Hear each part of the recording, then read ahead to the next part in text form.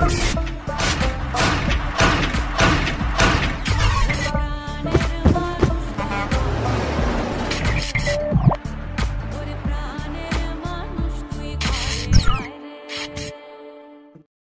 নোবেলজয়ী অর্থনীতিবিদ অভিজিৎ বিনায়ক বন্দ্যোপাধ্যায়ের মা নির্মলা বন্দ্যোপাধ্যায় তার সঙ্গে শেষবারের মতো দেখা করতে গড়িয়াহাটের বাড়িতে এলেন রাজ্যের মুখ্যমন্ত্রী মমতা বন্দ্যোপাধ্যায়।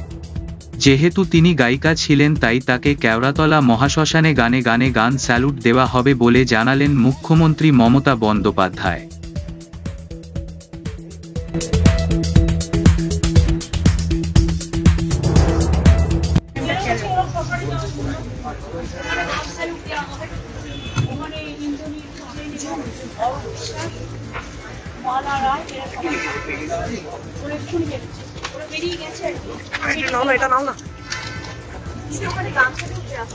আমি এটা খুব ছিলাম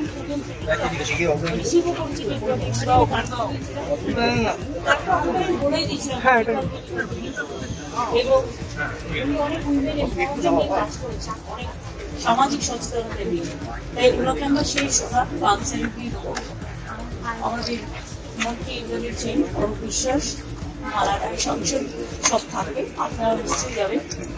আমি এখান থেকে চলে যাচ্ছি কারণ আমি জ্বলন্ত চিতা আমার খুব আমার নিজের খুব খারাপ লাগে, সেজন্য মায়ের রত্নগর্ভা ছেড়ে দিন।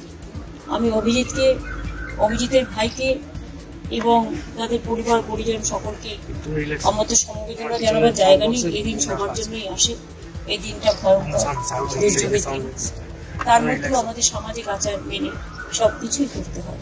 এই ঠিক আছে।